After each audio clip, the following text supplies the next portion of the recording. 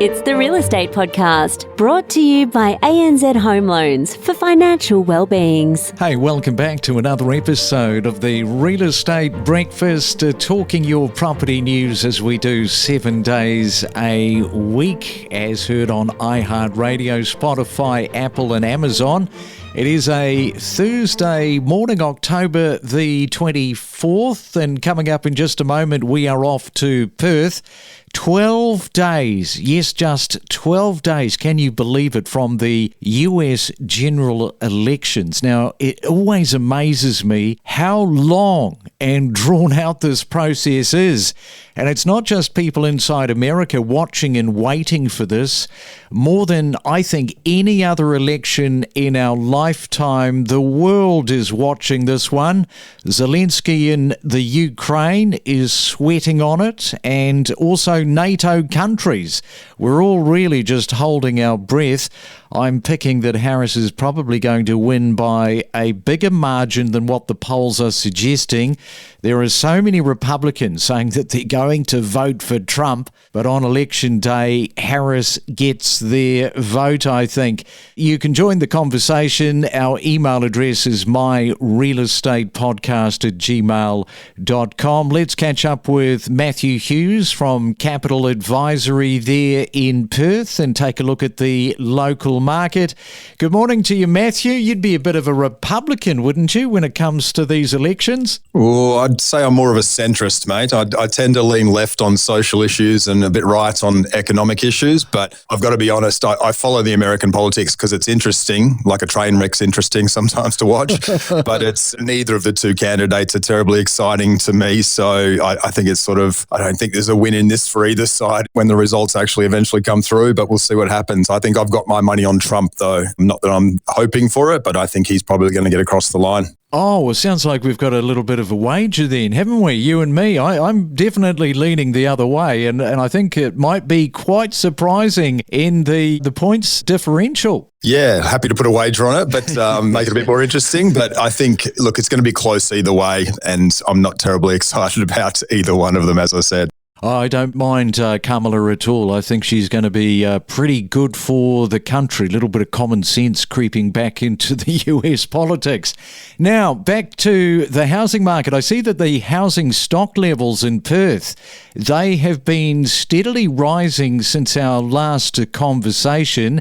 Where do you see them currently standing, and what are the impacts that you're seeing on the market as a result? Yeah, so they're sitting at the moment a little bit below where they were last year, at the same time last year. So we've come up from the very low levels we were at, where there was sort of less than 2,000 houses to choose from on the entire market. Now there's about 3,000 or just over, which is great because we predominantly buy houses. There hasn't been a huge influx of units. There's still really good demand for units there.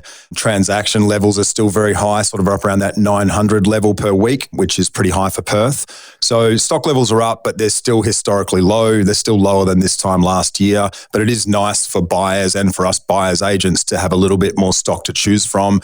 And it has just sort of sucked a bit of that excessive FOMO type heat out of the market, which is good for buyers, at least in this window between now and when they drop rates, which could reinvigorate certain price points a little bit again. But there's a bit of a window there for buyers at the moment where it's still a seller's market, but it's not as overrun with buyers. We're dealing with maybe 15 or 20 through a home open and maybe 4 offers as opposed to 60 and 10 offers. And are you seeing listings rise in specific locations more than in others? We are, and we sort of predicted this, and part of the reason why we haven't bought in certain areas is because we see that the transient demand in areas like Rockingham, local government area, and Mandurah and Armidale, for example, these are areas that have been driven from the bottom up by investors, and they've had fantastic price growth. So congratulations to anyone who got in early in those markets. But the downside risk is that as that transient demand starts to profit take, because a lot of those investors are potentially not going to stay in those markets, you see listings rise, you see the locals in a position where they can't even afford where the price points have gotten to in terms of them buying or upgrading a home. And so I anticipated this, and we're starting to see it. Listings have risen 40% and 34% in the Rockingham and Mandurah LGAs, respectively. And they're two areas we've avoided for exactly this reason. And a lot of buyers agents have been buying in these areas over the last 24 months. I think probably going to suffer a little bit of reputational damage for just buying any old thing as opposed to taking their time to find the right asset long-term for a client. Okay, so that's all pretty interesting. So with the increase in the listings, does it appear, do you think, that the Perth property market has maybe run its race in terms of capital growth, or is there still more to come? It's been such a transformative period over the last 2 to 3 years in Perth. It has been, yeah. Look, there's no doubt we've had a really high level of growth, but off a very low base. So we're still relatively affordable compared to other capital cities. But that rising tide lifting all boats scenario, I think, is behind us. And so what we anticipated would happen, we thought more next year, it seems like it might be starting to happen now, is that we'll return to a more typical two-speed market where good areas perform like good areas should and inferior areas start to perform like they typically would. And it's not just going to be all areas going up excessively. So suburbs with high levels of investor activity over the past few years, they carry that greater downside risk. And so listings will rise there, price growth will moderate. And then eventually when we are in a higher supply environment, and which could be some time from now. But when we get to that stage, I think those areas will soften more than what the Perth median does. But to put it in perspective, we still grew 1.6% last month, and we're tracking for something similar this month, which is nearly 20% annualized. So it's hardly panic stations. So any doomsday rhetoric out there about the Perth market is probably a little bit premature. I think we're headed for a good another couple of years with upward pressure on prices, but obviously at diminishing rates. Yeah, 20% annually, not too bad for Perth. All right, we'll come back in just a moment with Matthew Hughes, our man on the ground, and talk more Perth property after this. Every week we present so much real estate. Powerful, up-to-date news every morning from 6 a.m. Know your property with us on the Real Estate Podcast. Now, you might have seen this a couple of days ago, the Housing Affordability Index from PropTrack. It tells us that rising interest rates and a $50,000 increase in the national median home price over the past year have made literally home ownership increasingly unattainable. And get this one, a household with a median income of $112,000 can now only afford just 14% of homes sold in Australia, and that is down from 43% just 3 years ago. And since we are in Perth, let's have a look at contrast here with WA to save a deposit and compare that to New South Wales.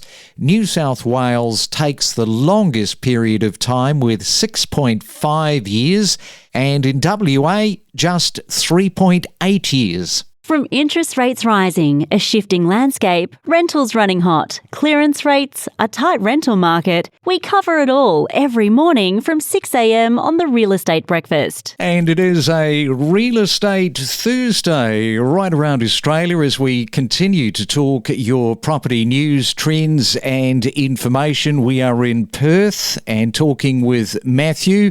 So Matthew, when we finally see these rates soften, whether that happens next month is going to be a debatable point. What impact do you think this will likely have on the Perth property market? Look, I think it'll open up the higher price sectors. I think what we're going to see in the coming couple of years here is that because we've been driven very much from the ground up in terms of the more affordable price points being the outperformers and driving our median price growth, what we're starting to see now is upgraders are getting more active. So people that are sitting on plenty of equity, they're seeing stability in rates ahead of them. When they see a drop in rates eventually and it opens up borrowing capacity through serviceability increases, then you're going to see them get more active. So we're starting to see more listings in that space. We're starting to see, I think we'll see better price growth in the 1 million to 2 million sort of range. And then I expect that will push up into the higher price segments and up into the luxury end.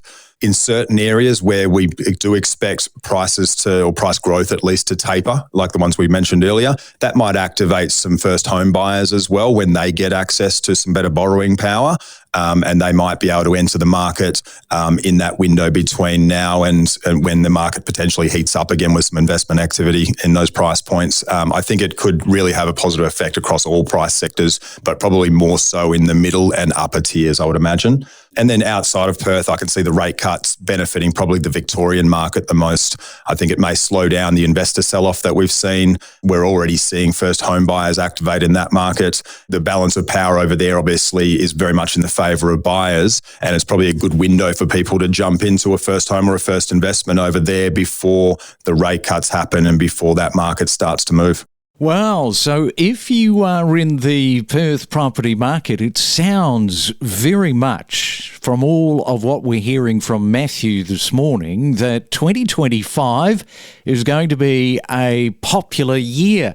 Now, I recently came across an article about Australia's declining birth rates and noticed that natural population growth is decreasing nationwide. And if there is ever a predictor of what might happen in the future around real estate, one would think that this could be a metric to follow. So, Matthew, what do you think? Do you think that this trend is likely to affect the property market in the long term? Yeah, over the long term, absolutely. Probably look, it's a trend that we're seeing around all developed countries. It's not just Australia.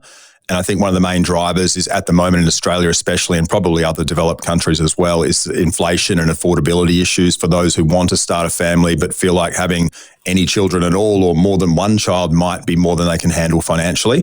So that's a bit of a shame for those people. But then I think there's also other reasons in terms of evolving technology and the impacts that's having on young people, concerns about the environment in the younger generations, and the fact that most of them don't know how to talk to each other in person. They just know how to use Snapchat. Probably doesn't help birth rates either.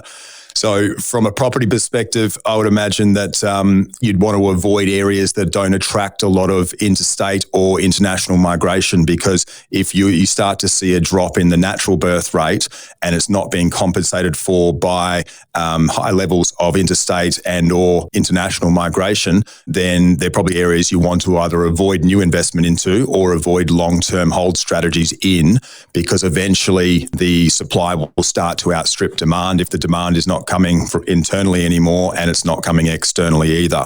So areas like an Adelaide, which has been on a fantastic run, that's got a population growth rate of about 1.7 over the last 12 months, that's not an area we would buy in historically anyway, but it's certainly an area we'd be avoiding in the future for those reasons. Yeah, declining birth rates. Well, it is certainly, I think, set to continue. I can't see that trend is going to turn around anytime soon. If you look at some of the other metrics right around the world, it's a bit of a global problem. All right then, Matthew. Well, enjoy your Thursday. Enjoy the upcoming weekend. And yes, that buoyant Perth property market. Thank you, Craig. Talk to you soon, mate. From first-time home buyers to seasoned investors to breaking property news, discover the stories behind the real estate. When we look at arrears data, as you say, the portion of home loans that are actually seeing late payments remains very, very low, but it is rising. Overall, the portion of home loans where payments are more than 90 days past due, or what we would call non-performing loans, is sitting at just 1% of outstanding loans. Now, the federal government's National Housing Accord, that, of course, is aiming to deliver 240,000 new homes annually. But 2 months into the National Housing Accord, the federal government has yet to meet a single target. Yeah, absolutely. Because we really should be seeing something like 20,000 dwelling approvals flow through per month. Instead, we're seeing about 14,000 a month. But we're still nowhere near the amount of dwellings that we need to meet that 1.2 million target over the next 5 years. We connect you to the best real estate information across Australia. The Real Estate Podcast.